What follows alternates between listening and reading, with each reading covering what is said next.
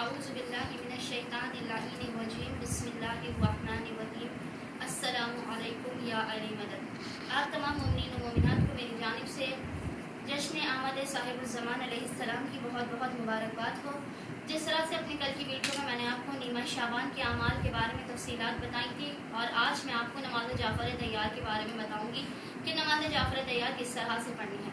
नमाज जाफ़र तैयार वो नमाज है कि जिसे रसूल खुदा सल्लल्लाहु अलैहि वसल्लम ने खुद हज़रत जाफ़र तैयार अलैहिस्सलाम को तालीम फरमाया था। ये बहुत जलीलुल क़द्र और मोतबर तरीन नमाज है। ये नमाज आपकी इस नमाज का पढ़ना आपके गुनाहों के कफ़ारे का मौजिब बनता है। इस नमाज के लिए सबसे पहले ये करना है कि ये नमाज कुल 4 रकत नमाज है, बिल्कुल आम नमाजों की तरह है। जिस तरह से फजर की नमाज 2-2 रकत पर करके पढ़ी जाती है, बिल्कुल वही तरीका है, वही सलाम है, वही तशहुद है, वही कनूत है, सब कुछ वही है। लेकिन इसमें क्या करना है, इसमें करना यह है कि 15 मरतबा तस्बीहात अरबा हालत क़याम में पढ़नी है। हालत क़याम में किस तरह से तस्बीहात अरबा पढ़नी है कि जब आप सूरह अलहम्द पढ़ते हैं और अलहम्द के बाद आप कोई दूसरी सूरत पढ़ते हैं, उस दूसरी सूरत को पढ़ने के बाद आपको 15 मरतबा तस्बीहात अरबा पढ़नी है। तस्बीहात अरबा किसे कहते हैं कि जो नमाज की तीसरी और चौथी रकत में पढ़ी जाती है, सुब्हानल्लाहि वल्हम्दुलिल्लाहि वला इलाहा इल्लल्लाहु वल्लाहु अकबर। ये तस्बीहात अरबा आपको हालत क़याम में दूसरी सूरत पढ़ने के फौरन बाद पढ़नी है।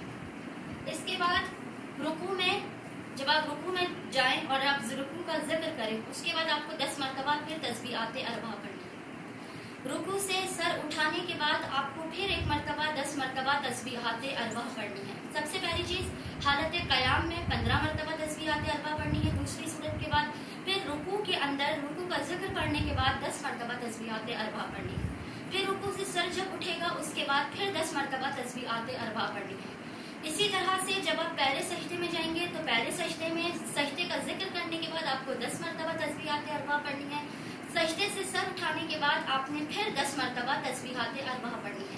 इसी तरह से दूसरे सजदे में आपको सजदे का जिक्र करने के बाद 10 मरतबा तस्बीहात अरबा पढ़नी है, और दूसरे सजदे से सर उठाने के बाद आपने फिर 10 मरतबा तस्बीहात अरबा पढ़नी है।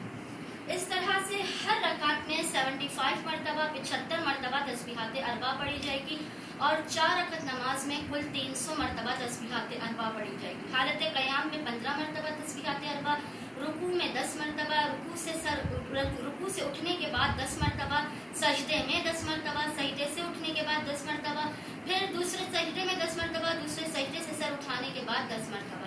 हर रकात में 75 मरतबा, कुल 4 रकत नमाज में 300 मरतबा।